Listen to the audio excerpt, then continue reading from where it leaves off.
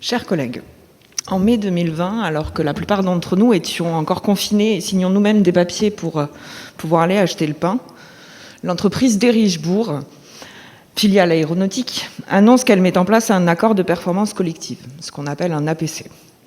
Cette entreprise fait partie des sous-traitants de rang 1 que certains d'entre vous connaissent bien, chez Airbus.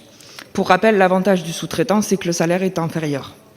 Pour les rangs 1, il est d'environ inférieur à 30% par rapport à Airbus. Sont salariés chez Erichebourg, notamment des hommes qui font le contrôle qualité des moteurs d'avion, ceux qui sortent de l'usine.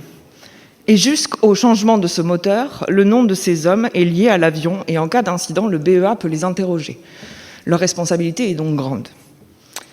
La performance attendue par cet accord, c'est la fin des primes transport, la fin de la prime repas ou encore la suppression du 13e mois. Donc en moyenne une baisse de 20 à 25% du salaire. Quelle est la performance, à part une perte de pouvoir d'achat pour les salariés et plus de dividendes pour les actionnaires? À l'époque, pour rappel, l'aéronautique est en crise. Nous parlons donc ici de l'ambition numéro 2 de notre plan. Après plusieurs mois de bras de fer, l'APC est mise en place. 160 salariés refusent de le signer. Ils sont donc licenciés. On est à l'automne 2020. Vous pensez que ce récit, que j'ai déjà fait il y a quelques mois dans cette assemblée, est fini? Eh bien non, il a rebondi la semaine dernière, par voie d'affiche dans les panneaux JCDecaux, où nous avons appris que d'Erichebourg Aéronautique, qui a savamment mis en place le licenciement de 160 personnes, recrutait hier, dans un job dating, près de 300 nouveaux emplois à pourvoir chez d'Erichebourg Aéronautique.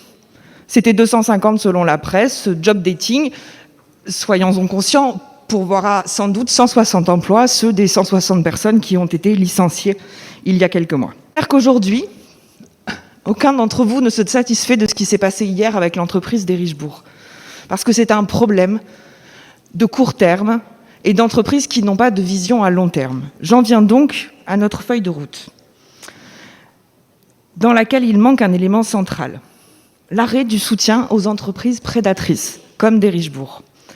Sous prétexte que l'aéronautique est un des piliers de notre économie, nous continuons à financer ces entreprises dont le seul but est de satisfaire les actionnaires et non pas de bien payer ses salariés qualifiés ou d'innover. On lit dans notre feuille de route, dans la liste atouts, que le marché aérien s'est maintenu. Mais où parle-t-on des licenciements hâtifs de 2020 et 2021 chez Airbus, d'Erichebourg, ACA, Capgemini, pour ne citer qu'eux qui sont à la fois Airbus et les sous-traitants de rang 1. Nous ne devons pas continuer à financer ces entreprises qui, pour le court terme, licencient et réembauchent quelques mois plus tard.